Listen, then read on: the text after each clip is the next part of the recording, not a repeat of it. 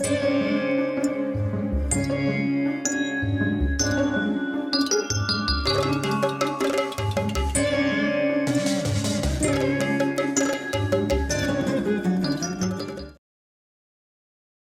ధర్మరాజా, నేను నిర్మించిన సభ అచ్చం నీ సభలాగానే ఉంటుంది. దీనిని నీ తమ్ములతో కలిసి వచ్చి చూడు. ఇక్కడ నీ సోదరులతో కలిసి జూదం ఆడు. అది ఆనందాన్ని కలిగించే జూదం కనుక జూదం ఆడి ఆనందాన్ని పొందు. మిమ్మల్ని కలుసుకోవటం వల్ల మేమందరము చాలా సంతోషిస్తాం. అంతేకాదు, మిమ్మల్ని చూసి చాలా రోజులైంది కనుక మిమ్మల్ని చూడాలనిపిస్తుంది. ఇది నా ఆజ్ఞ అని ఆ మహారాజు ఆజ్ఞాపించాడు. ఓ ధర్మరాజా, ఇది రాజుగారి ఆజ్ఞ, మీ పెద్దతండ్రి గారి ఆజ్ఞ కనుక నువ్వు వచ్చి ఈ జూదశాలను చూడు. జూదశాలాట, అది మయసభ అయితే ఇది జూదశాలాట. ఈ జూదశాలను చూడు. అక్కడ కూర్చొని ఉన్నటువంటి జూదగాళ్ళను కూడా చూడు. చాలామంది ఉన్నారు జూదగాళ్ళు. అన్ని చోట్ల ఒకేపారి జూదం ఆడతారు. నేను ఈ విషయాన్ని చెప్పడానికి నీ దగ్గరికి వచ్చాను అన్నాడు. అప్పుడు ధర్మరాజు ఇలా అన్నాడు,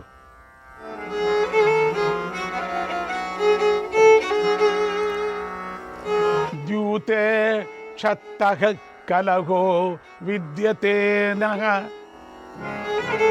ద్యూతే క్షత్తః కలహో విద్యతే నః. కో వై ద్యూతం రోచయేద్ బుద్ధ్యమానః. Co why ద్యూతం రోచయేద్ బుద్ధ్యమానః. కిం వా భవాన్ మన్యతే యుక్తరూపం. కిం వా భవాన్ మన్యతే యుక్తరూపం. భవద్వాక్యే సర్వ ఏవ స్థితాః స్మః. భవద్వాక్యే సర్వ ఏవ స్థితాః స్మః. ఓ మహాత్మా, జూదం వల్ల మా మధ్యలో కలహం పడుతుంది. బుద్ధిమంతుడైన వాడు ఎవడైనా దీన్ని ఇష్టపడతాడా? చాలామంది అనుకుంటారు విదురుడు పిలుస్తూనే జూదానికి బయలుదేరాడు ధర్మరాయ అని. చూడండి ఎంతగా ఇక్కడ నేను రాను అనే విధంగా చెప్తున్నాడు. ఒప్పుకోలేదు ఇక్కడ. ఎవడైనా దీన్ని ఇష్టపడతాడా? కలహానికి దారి అవుతుంది. ఇష్టపడడు కదా. అసలు జూదం ఆడటం మంచిదని నువ్వు అనుకుంటున్నావా? చెప్పు, నువ్వు చెప్పు. నువ్వు ఏం చెప్తే మేము అలా నడుచుకుంటాం. నువ్వు ధర్మమూర్తిలాగా నువ్వు చెప్పినట్లే నేను చేస్తాను. నీ మాట మీదే మేము నిలబడి ఉంటాం అన్నాడు. ఎప్పటి నుంచో విదురుడు చెప్పినట్టే, ఈ రోజు వరకు విదురుడు చెప్పినట్టే నడుచుకున్నాం మేము. ఇంతవరకు నడుచుకున్నాం. నువ్వు ఎంతో రక్షించావు. ఇక ఆ కథ అంతా నేను చెప్పాల్సిన పని లేదు. ఇప్పుడు ఈ సంపదతో ఉన్నామంటే నువ్వు కారణం. అంటే నువ్వు కూడా దీంట్లో మా నాన్న అలాగా నువ్వు పిన్నాయన. అప్పుడు విదురుడు అంటున్నాడు, నాయన, జూదం అనర్థాన్ని, ఘోరమైన కష్టాన్ని కలిగిస్తుందని నాకు తెలుసు నాన్న. దీనిని నివారించాలని ఎంతో నేను ప్రయత్నించాను. నేను చాలా అడ్డం పడ్డా. ఇది జరుగుతూనే ఉంది. మీ నుంచి వచ్చిన రోజు నుంచి ఈ రోజు వరకు ఇంట్లో జరుగుతూనే ఉంది జూదమాడల్లా అని. దీనిని ఆపాలని నేను ఎంతో శ్రమించాను. కానీ నా ప్రయత్నాలన్నీ వ్యర్థాలైపోయాయి. మహారాజు నా మాట వినలేదు. పైగా ఆయనే నన్ను నీ దగ్గరికి పంపించాడు. కనుక ఓ పండితుడా, ఈ విషయంలో నీకు ఏది మేలు చేస్తుందో దానినే చెయ్యి. చూడండి, వదిలేశాడు. నీకు ఏది మేలు అనిపిస్తుందో అది నువ్వు చెయ్యి. విదురుడు చెప్పిన మాట విని ధర్మరాజు ఇలా ఆలోచించాడు. జూదం ఆడితే ఇహలోకంలోనే కీడు జరుగుతుంది. కానీ ధృతరాష్ట్రుడు తండ్రి వంటివాడు కదా. తండ్రి ఆజ్ఞను ఉల్లంఘిస్తే చూడండి, ధర్మానికి ఇప్పుడు కట్టుపడుతున్నాడు. ధర్మం కట్టేస్తున్నది ధర్మరాజుకి. తండ్రి ఆజ్ఞను మహారాజు వేరే, అది తన వంశంలో. ధృతరాష్ట్రుడు తండ్రి వంటివాడు. తండ్రి ఆజ్ఞను ఉల్లంఘిస్తే పరలోకంలో కూడా కీడు జరుగుతుంది. అందుచేత తండ్రి ఆజ్ఞను పాటించటమే మంచిది. అలా పాటిస్తే పరలోకంలో మేలు కలుగుతుంది అని అర్థం చేసుకున్నాడు. లేకపోతే పరలోకంలో కూడా కీడు జరుగుతుంది. కానీ ఈ లోకంలో కీడు జరిగేది గ్యారంటీ. జూదమాడితే అదే మంచి జరుగుతుంది అనుకోకూడదు మనం. ఈ భావాన్ని విదురుడు తన మాటలతో వ్యక్తం చేశాడు. ఈ భావాన్ని ధర్మరాజు కూడా బాగా గ్రహించాడు. వెంటనే ధర్మరాజు విదురుడితో చెప్తున్నాడు, మహాత్మా, ఆ జూదం జరిగే చోట ధృతరాష్ట్రుడి కొడుకులు కాకుండా ఎవరెవరున్నారు? జూదాన్ని ఎవరు ఆడతారు? జూదంలో ఎవరు పాల్గొంటారు? వారి గురించి నాకు వివరంగా చెప్పు. 100 కొద్దీ పందాలు వేస్తూ నేను ఎవరితో జూదం ఆడాలి? ఈ విషయాన్ని స్పష్టంగా చెప్పు అని అడిగాడు. అప్పుడు విదురుడు ఇలా అన్నాడు, నాయనా, అక్కడ గాంధార రాజైనటువంటి శకుని ఉన్నాడు. అతడే ఎక్కువగా జూదం ఆడతాడు. పాచికలు విసరటంలో అతడే నేర్పరి. అంతేకాకుండా అక్కడ వివింశతి, చిత్రసేనుడు, సత్యవ్రతుడు, కురుమిత్రుడు, జయుడు అనేవారు కూడా ఉన్నారు అన్నాడు. అప్పుడు ధర్మరాజు ఇలా అన్నాడు, మహాత్మా, అక్కడ ఉన్నవారందరూ కూడా మహాభయంకరులు. మోసంతో జూదాన్ని ఆడతారు. నాకు తెలుసు వాళ్ళ కథ. ఈ జగత్తంతా విధికి లోబడి ఉంది, స్వేచ్ఛగా లేదు. విధి చెప్పినట్లుగా నడుచుకుంటూ ఉంటుంది. నేను విధి చెప్పినట్లుగా నడుచుకుంటాను. నాగం రాజ్ఞో ధృతరాష్ట్రస్య శాసనాత్. నాగం రాజ్ఞో ధృతరాష్ట్రస్య శాసనాత్ నగంతుమిచ్చామి కవే దురోదరం. నగంతుమిచ్చామి కవే దురోదరం. ఇష్టో హి పుత్రస్య పితా సదైవ. ఇష్టో హి పుత్రస్య పితా సదైవ. తదస్మి కర్త విదురాత్థ మాం యథా. తదస్మి కర్త విదురాత్థ మాం యథా. వాళ్ళంతా ఉన్నారనిపిస్తూ ఉండగానే అర్థమైపోయింది ధర్మరాజుకి, ఏదో జరుగుతుంది ఇక్కడ అని. ఓ విదురా, నేను రాజైన ధృతరాష్ట్రుడి ఆజ్ఞ ప్రకారమే జూదం ఆడటానికి వెళతాను. అది ఆజ్ఞ కదా, రాజు కదా. రెండవది తండ్రి. జూదం ఆడటానికే వెళతాను. ఎందుకంటే పుత్రుడికి తండ్రి ఎప్పుడూ కూడా ప్రియమైన వాడు కదా. కాదా? నాకు కూడా తండ్రి అయినటువంటి ధృతరాష్ట్రుడంటే ఎంతో ఇష్టము. నా తండ్రిలాగా ఆయన. తండ్రే పెద్ద తండ్రి కనుక నువ్వు చెప్పినట్లుగానే నేను చేస్తాను. ధృతరాష్ట్రుడు నన్ను పిలవకుండా ఉంటే ఎంతో బాగుండేది. దుర్యోధనుడు పిలిచారంటే నేను వెళ్ళేవాడిని కాదు. ఇంకెవరన్నా పిలిచారంటే నేను శకునే పిలిచానంటే కూడా నేను వెళ్ళేవాడిని. ఎందుకంటే నాకు జూదమాడటం ఇష్టము లేదు. బాగా తెలుసుకోండి అందరూ కూడా. నాకు జూదమాడటం ఇష్టము లేదు. ధర్మరాజుకు జూదమాడటం ఇష్టము లేదు. చాలామంది అపనింద వేస్తారు జూదానికి బయలుదేరాడు అని. దాని వెనకాల కథ తెలుసుకుంటారా? అక్కడ తల్లి తండ్రి ఆజ్ఞ ఎట్లా ఉంటుందని తెలుసుకోండి. వాళ్లకు వ్యతిరేకం పడితే పైలోకాల్లో మంచిది కాదు, చెడ్డదవుతుంది. కానీ ఈ లోకంలో మాత్రం చెడ్డదవుతుందని తెలుసుకున్నాడు ధర్మరాజు. కానీ వెళ్ళాలా, ఆజ్ఞ కదా. అందుకని ధర్మరాజుకి ఎప్పటికీ జూదమాడటానికి ఇష్టము లేదు అనేది జ్ఞాపకం పెట్టుకోండి. అట్లనే ధృతరాష్ట్రికి కూడా జూదమాడటం ఇష్టము లేదు. ఇక్కడ ఈయన మోసపడలేదు, మోసపడబోతున్నాడు. తెలిసే పడుతున్నాడు. ధర్మరాజు తెలిసే వెళుతున్నాడు. ఇక ఇది దైవలీల.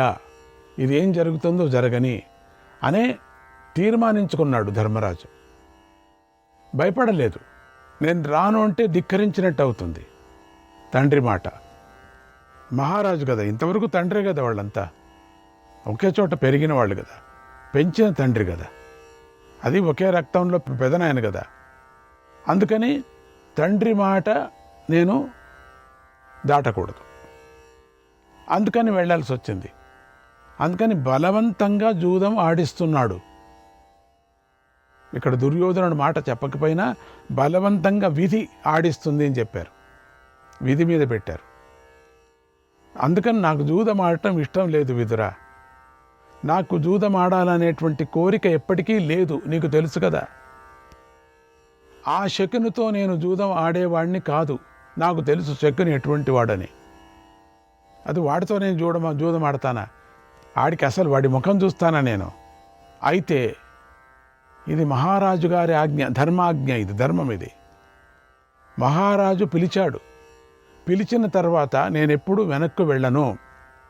ఎందుకంటే ఇది నా వ్రతం. అడిగిందంతా ఇవ్వాలి కదా.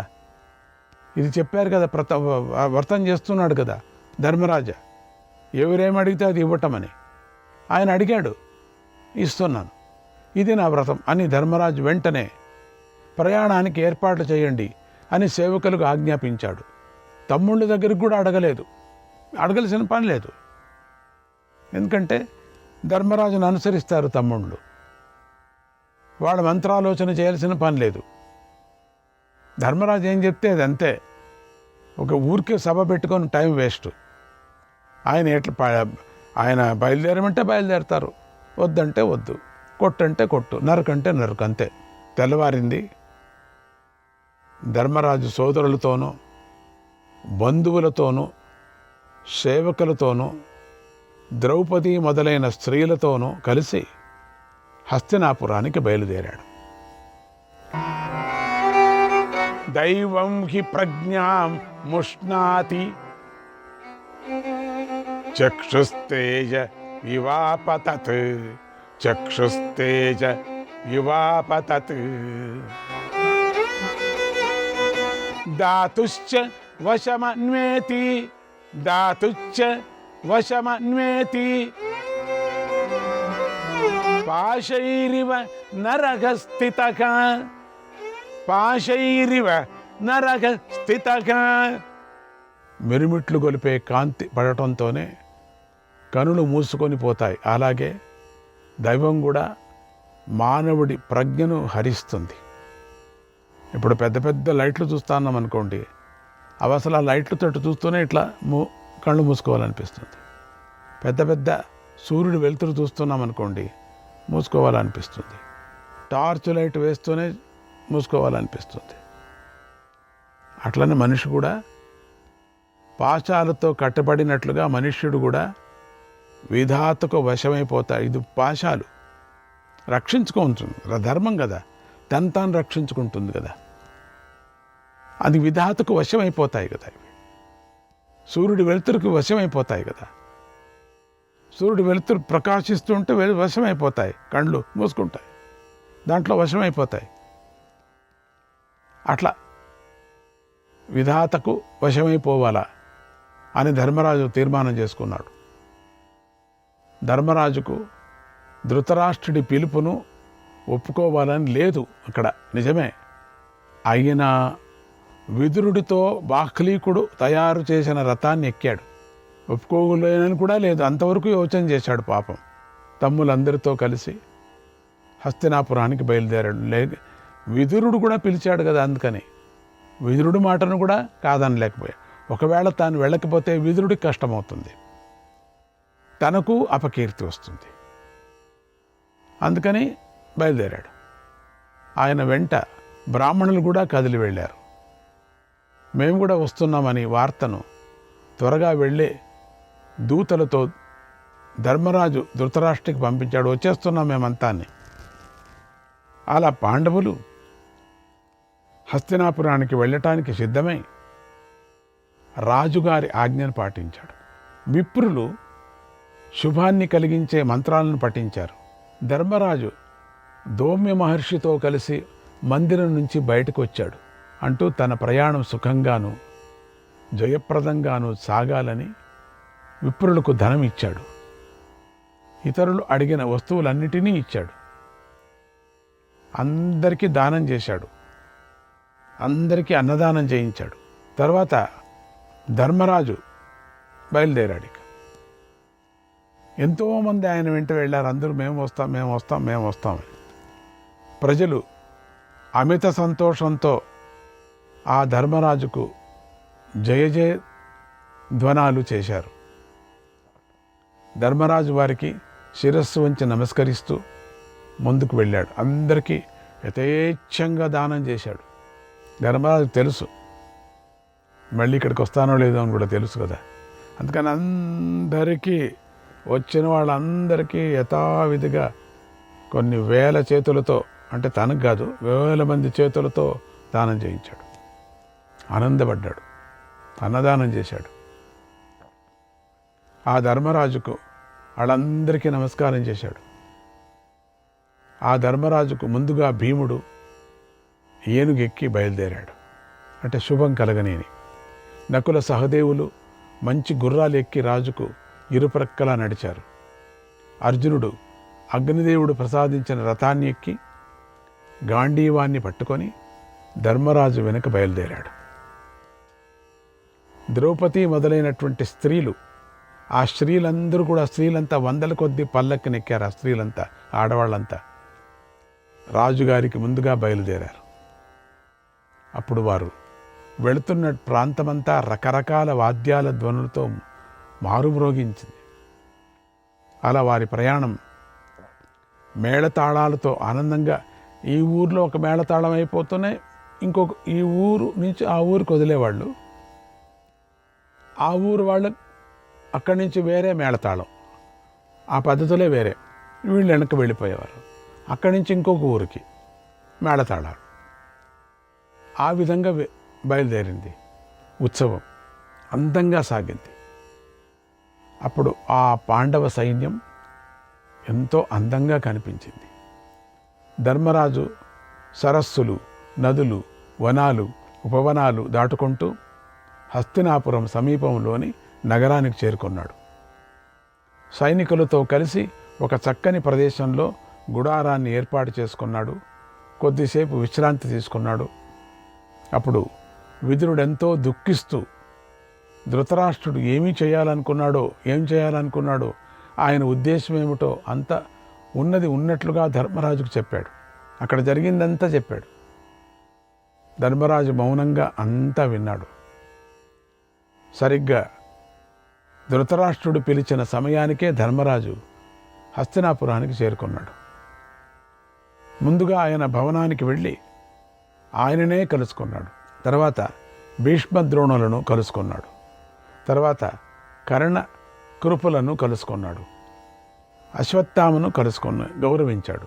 తర్వాత ధర్మరాజు సోమదత్తుణ్ణి కలుసుకున్నాడు. అంతకుముందే అక్కడికి వచ్చిన దుర్యోధనుడు, శకుని, శల్యుడు మొదలైన వారిని కూడా ధర్మరాజు కలుసుకున్నాడు. తర్వాత దుశ్శాసనుడిని, అతని సోదరుణ్ణి జయద్రథుడిని కలుసుకున్నాడు. కౌరవులందరినీ కలుసుకున్నాడు. చాలామంది ఉన్నారు కదా, వందల మంది. వాళ్ళ పిల్లలు దండుకున్నారు కదా, వాళ్ళందరినీ ఒక్కొక్కరిని కలుసుకున్నాడు. అదే చాలా టైం అయిపోయింది. సోదరులతో కలిసి ధర్మరాజు ధృతరాష్ట్రుడి భవనంలోకి ప్రవేశించాడు. అక్కడ కోడళ్లతో కలిసి ఉన్న గాంధారిని చూసి నమస్కారం చేశాడు. గాంధారి ధర్మరాజును ఆశీర్వదించింది. శ్రీకృష్ణాయ పరమాత్మనే నమః.